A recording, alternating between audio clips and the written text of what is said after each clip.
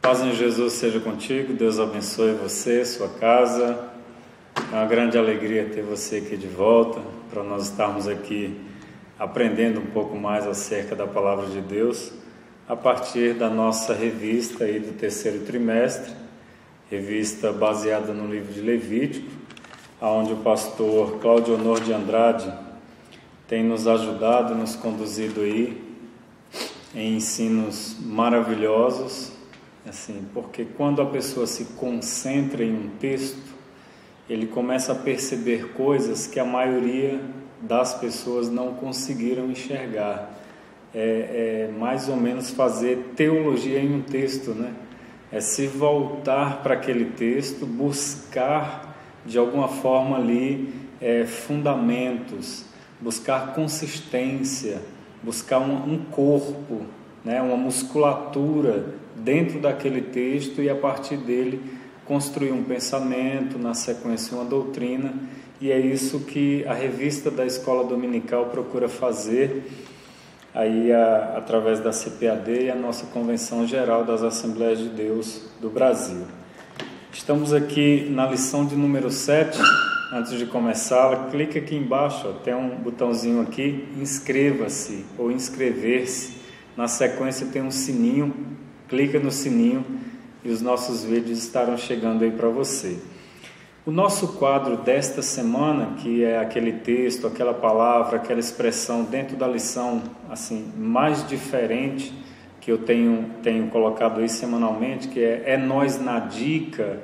Eu vou falar justamente do que é o fogo estranho, que é o título da nossa lição de número 7 desta semana.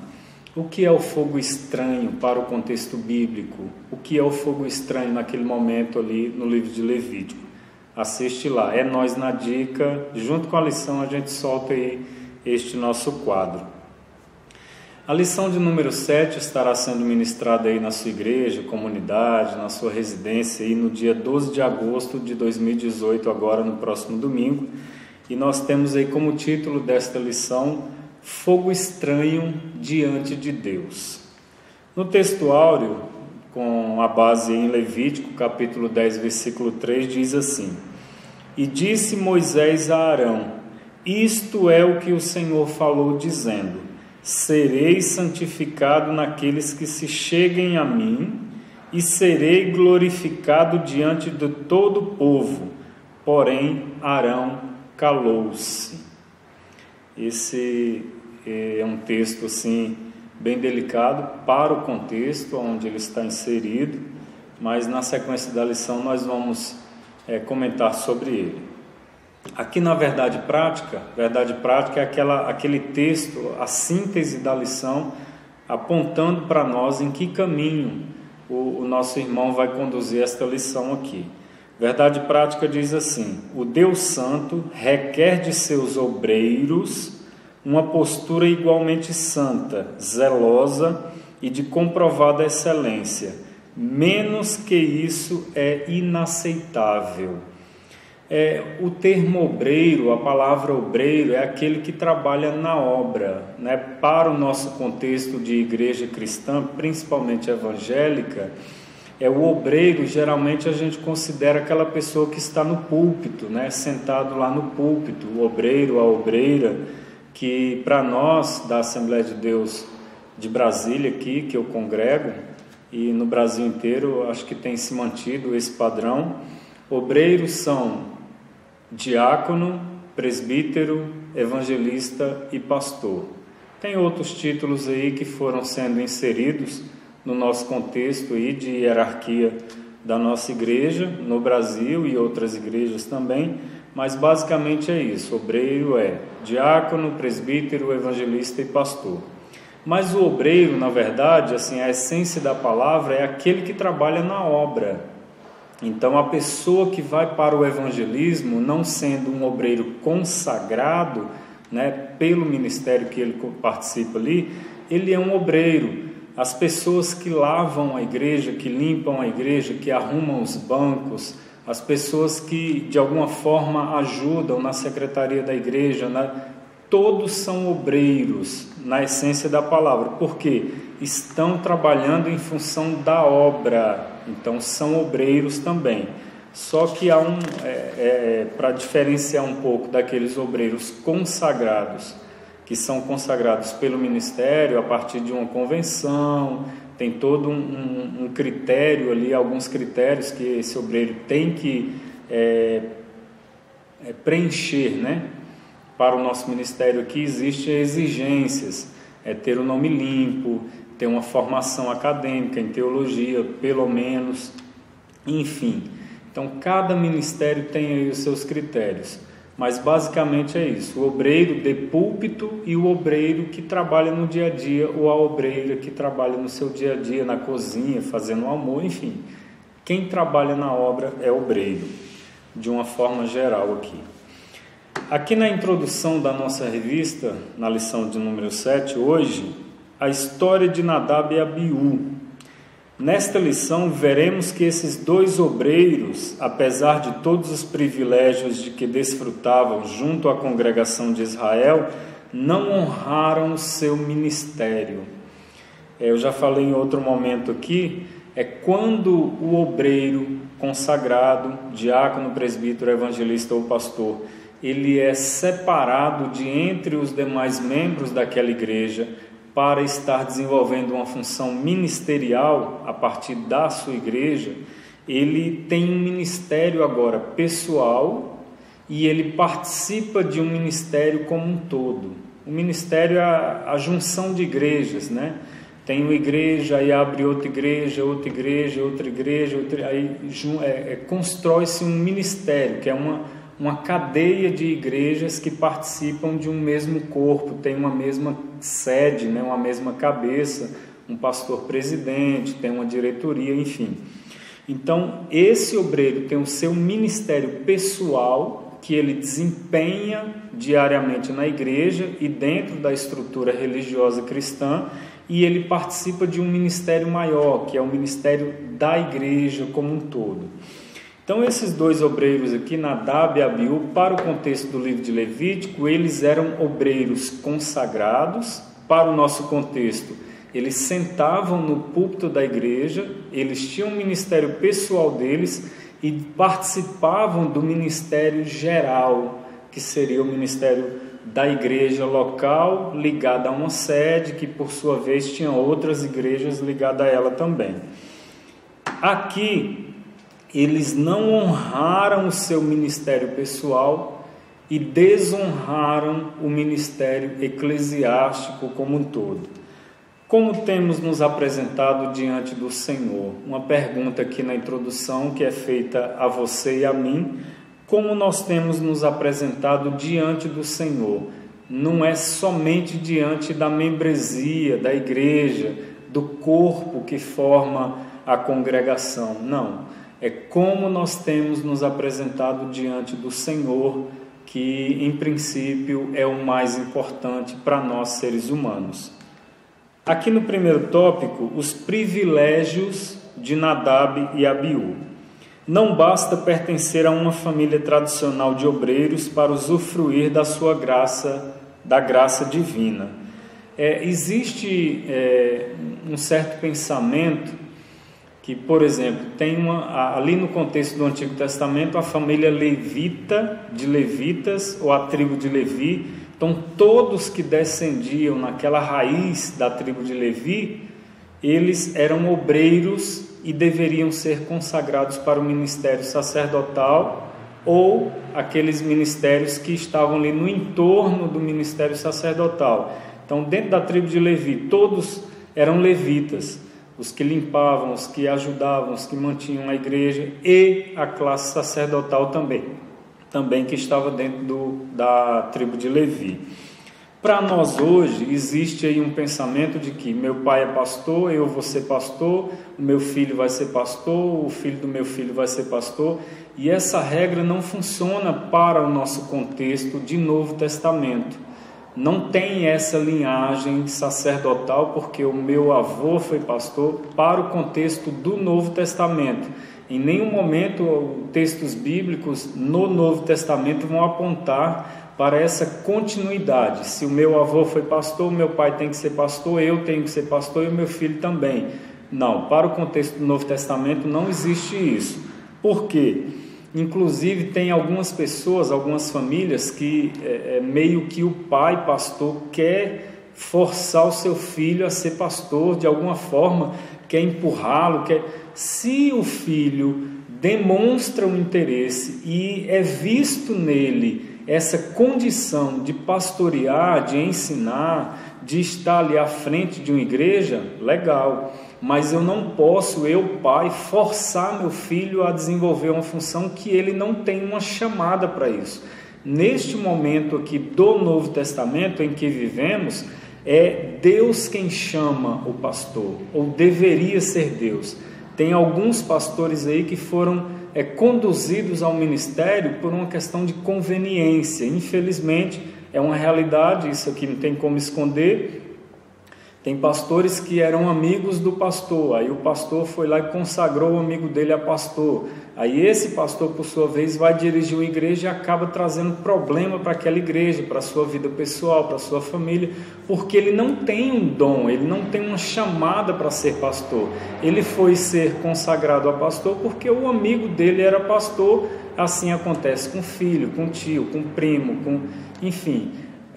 A função de pastor no Novo Testamento não é profissão, falando a partir de uma visão secular, não, é uma chamada de Deus, ou tem de ser uma chamada de Deus na vida dessa pessoa.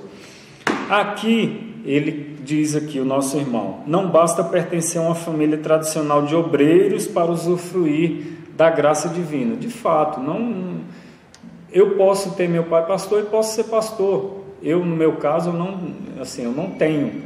Meu pai não é pastor, meu avô não foi pastor, meu bisavô não foi pastor, não eram obreiros, não eram da Assembleia de Deus, inclusive. Enfim, hoje, pela graça de Deus, eu estou aí contribuindo com a igreja, ou pelo menos tentando, né? Eu sou o primeiro da minha família. Enfim, aqui, primeiro subtópico, ascendência levítica. Nadab e Abiú pertenciam à tribo de Levi, que fora honrada com o sacerdócio divino. Deus deu essa honra à tribo de Levi. Olha, vocês serão as pessoas que me representarão na terra dentro do contexto do povo de Israel. Vocês serão a tribo, eram 12 tribos, vocês serão a tribo que levarão o meu nome. Então, Deus honrou a tribo de Levi com esse sacerdócio divino. O próprio Deus havia dito, os levitas serão meus. Deus escolheu a tribo de Levi para levar o seu nome dentro da tribo da nação de Israel, como também apontando para as outras nações. Todos que buscavam a referência do Deus Todo-Poderoso iam à tribo de Levi para buscar esse conhecimento. Os descendentes de Levi eram vistos como os nobres entre os nobres de Israel. A nobreza geralmente são pessoas que têm uma maturidade, que têm um conhecimento e têm uma condição financeira melhor que as demais pessoas. E a tribo de Levi era considerado nobres entre os nobres. Tinha a nobreza administrativa, política do povo de Israel e tinha a nobreza religiosa, que era a tribo de Levi. Era a nobreza dentro da nobreza. Então Deus deu essa condição de nobres, pessoas diferenciadas à tribo de Levi, para que eles conduzissem as coisas da religião em Israel, e eles eram comparados aos nobres, às pessoas ricas, às pessoas que exerciam influência política, administrativa, gerencial dentro da nação de Israel. Segundo subtópico, ascendência araônica.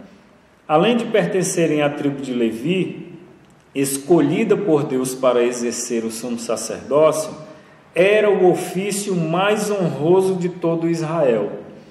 Nem os reis podiam exercê-lo. Enfim, Deus escolheu a tribo de Levi, dentro da tribo de Levi escolheu Arão, irmão de Moisés, para desenvolver o sacerdócio dentro da tribo de Levi. Então os filhos de Arão seriam sacerdotes. dentre os filhos de Arão seria escolhido o próximo sumo sacerdote. Arão era o primeiro, na sequência, os próximos sumos sacerdotes, que era o cargo mais importante dentro da tribo de Levi, dentro do povo de Israel, era a função de sumo sacerdote. Aqui, a tribo de Levi foi escolhida por Deus para exercer o sumo sacerdócio. Era o ofício mais honroso de todo Israel. Nem os reis, em um momento no Antigo Testamento, Saul tentou exercer essa função e Deus rejeitou a Saul por conta da desobediência, porque ninguém poderia fazê-lo a não ser os que vieram da tribo de Levi e escolhidos dentro da linhagem da tribo de Levi a partir da família de Arão para serem sumo sacerdote. Nadab e Abiú eram os sucessores imediatos do pai deles nesse glorioso ministério. Então, no caso de Nadab e Abiú, eles eram os sucessores imediatos de Arão. Eles seriam, ou um deles seria o próximo sumo sacerdote, e na sequência o outro, caso não morresse antes. Mas enfim, eles estavam na linhagem mais nobre da tribo de Levi e dentre o povo de Israel, mas eles desconsideraram isso. É incrível, né? Terceiro subtópico: participantes da glória de Deus. Quando o Senhor outorgou a lei a Israel por intermédio de Moisés, lá estavam Nadab e Abiú. No monte sagrado presenciaram a manifestação da glória divina, foram testemunhas oculares.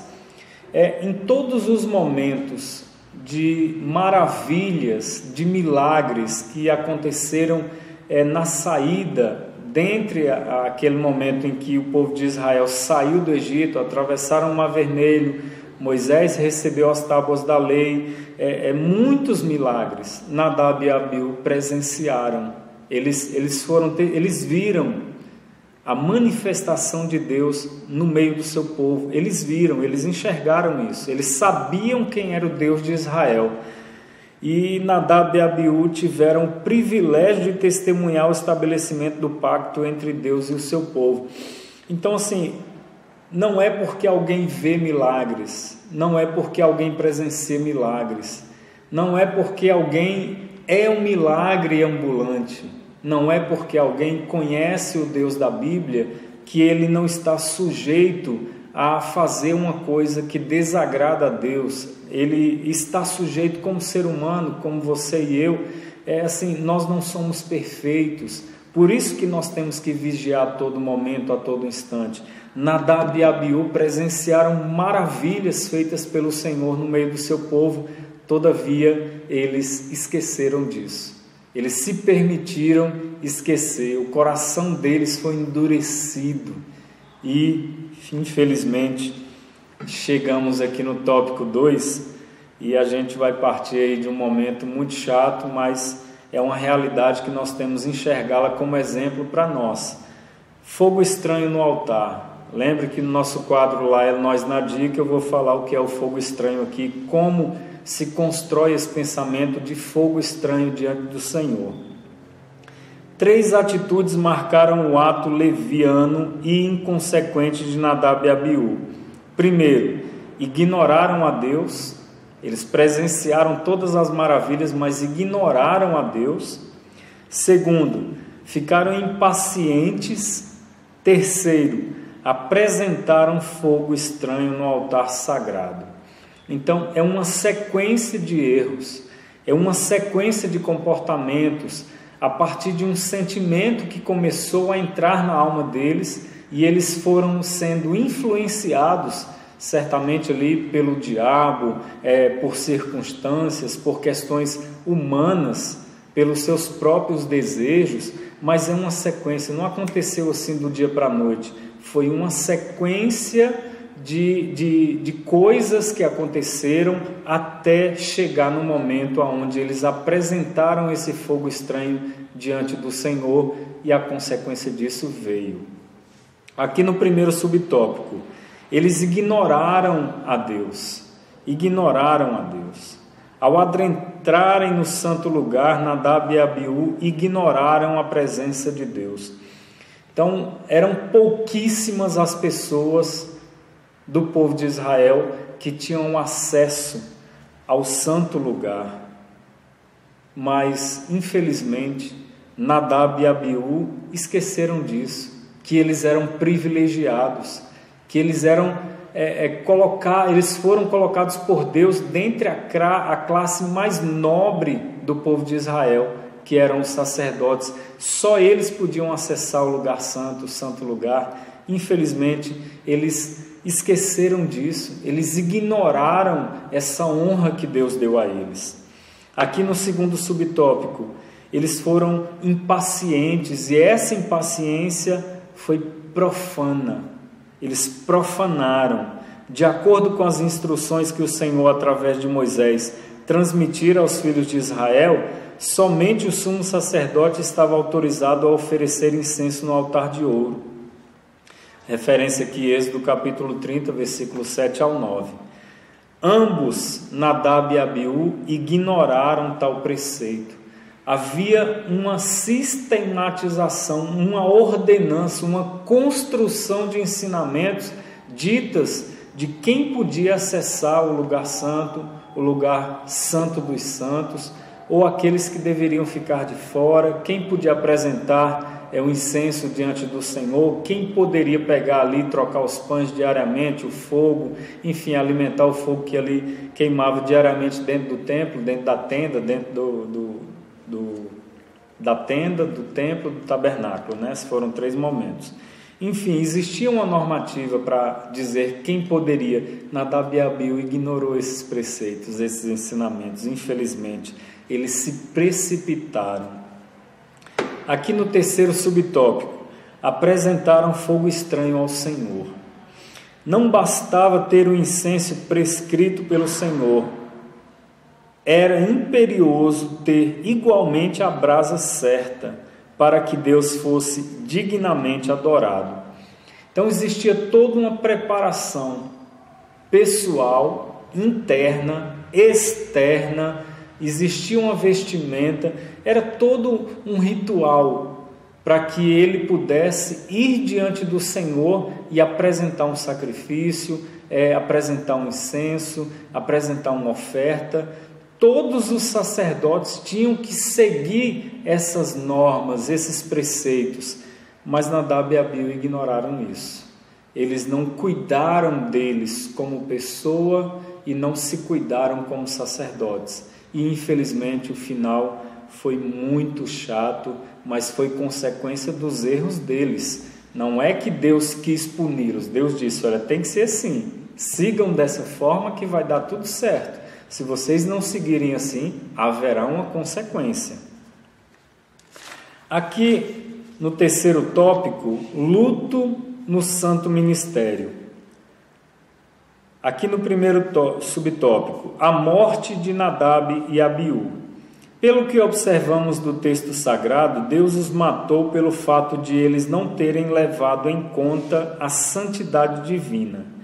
Então nós estamos vendo aqui que eles foram gradativamente, eles foram esquecendo de como eles deveriam se comportar, eles foram esquecendo que eles precisavam dar um bom testemunho, eles foram esquecendo, eles foram ignorando, eles foram rejeitando os ensinamentos bíblicos e eles foram tropeçando nas suas próprias palavras, porque eles ensinavam os demais, mas eles mesmos não viviam. E aqui, pelo que observamos no texto sagrado, Deus os matou pelo fato de eles não terem levado em conta a santidade divina. Deus é santo e quer que o seu povo busque a santificação, e eles foram esquecendo disso e foram permitindo seus corações ficarem endurecidos. A obrigação deles era glorificar o nome do Senhor, mas preferiram buscar a própria glória. Quando um cidadão começa a desviar-se, né, de dentro para fora, eu me desvio do caminho, Existe essa expressão no meio evangélico, né? Fulano de tal está desviado. E em certo sentido é uma verdade. Por quê? Porque existe um caminho, uma régua. A Bíblia Sagrada é a nossa régua. E quando eu começo a me afastar da Bíblia, quando eu começo a ir por outros caminhos marginais, eu começo a correr riscos de tropeçar, eu começo a correr riscos de consequências pela minha desobediência, muito especialmente falando do Antigo Testamento, que era lei, tinha que ser daquela forma, se não fosse, a consequência viria. E aqui a obrigação deles era glorificar o nome do Senhor, mas eles preferiram buscar a própria glória. Diante do fato, o sumo sacerdote de Israel calou-se. Foi um momento trágico para a sua família. Certamente Arão sabia do comportamento dos seus filhos. Certamente Arão sabia do comportamento das pessoas que estavam em sua volta, que o ajudavam, que estavam ali na linhagem para assumirem a cadeira de sumo sacerdote, mas infelizmente ele foi fechando seus olhos. As pessoas certamente comentaram sobre o comportamento de Nadab e Abiú, mas ele foi ignorando aquilo. E é muito chato ver isso acontecer dentro de uma família tão privilegiada e honrada por Deus. Mas infelizmente isso aconteceu. Foi uma tragédia para aquela família. A remoção dos cadáveres, aqui o segundo subtópico. Moisés então ordena a 2 primos de Arão, Misael e Elzafá, a removerem os cadáveres da casa de Deus. É comparado aqui o episódio de Ananias e Safira, né, que foram mortos ali no Novo Testamento, a partir daquele trágico comportamento deles, de vender o imóvel deles por um preço e chegar diante dos apóstolos e dizer, não, nós vendemos por tanto. Diminuíram e esconderam. Eles não eram obrigados a dar nenhum real, se fosse na nossa moeda hoje. Não tinha obrigação de dar dinheiro aos apóstolos. Ninguém foi obrigado a fazê-lo. As pessoas que estavam fazendo era voluntariamente. E eles chegaram para os apóstolos e disseram, nós vendemos a nossa casa. Quanto custou?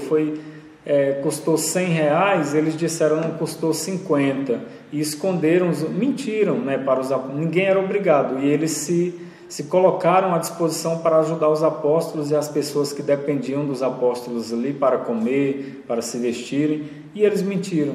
E infelizmente aconteceu a mesma coisa, como Nadab e Abiú morreram, eles também vieram a falecer. No terceiro subtópico, o luto é proibido. Apesar da tragédia que se abateu sobre a sua família, Arão é proibido pelo Senhor de guardar luto ou demonstrar tristeza. Então, certamente as pessoas sabiam do comportamento de Nadab e Abiú. E naquele momento, Arão não tomou uma atitude, ou talvez tenha conversado com eles, mas eles ignoraram a fala de seu pai. E as pessoas sabiam do comportamento deles dois. E naquele instante em que eles morreram, Deus proibiu Arão de participar do luto, ou fazer o luto, ou tirar um período para enlutar, para ficar de luto pela morte de Nadab e Abiú. Mas ele foi proibido por Deus. Deus falou, não, você não.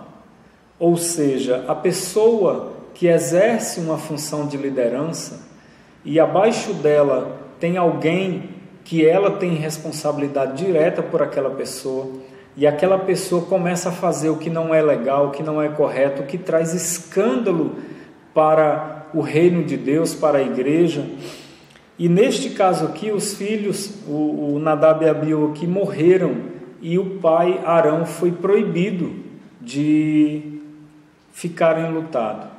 Por quê? Porque se ele fica de luto, ele está reconhecendo, ou ele está dizendo para o povo de Israel que Deus não deveria ter tirado a vida daqueles 2 homens.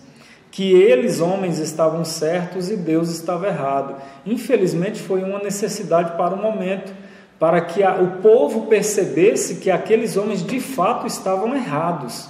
Deus não tirou a vida deles porque Deus estava sendo ruim, Deus estava sendo um déspota. Não, é porque eles erraram, eles sabiam da consequência do erro deles e eles assumiram essa responsabilidade, eles correram esse risco e infelizmente Deus teve que tomar essa atitude e por consequência Arão tem que assumir agora essa postura diante do povo, dizer: meus filhos estavam errados, e já estava dito que se comportasse dessa forma seria punido com a morte. Infelizmente Arão teve que perceber isso e agir dessa forma, com um pulso firme neste momento de tristeza para a família, mas foi necessário.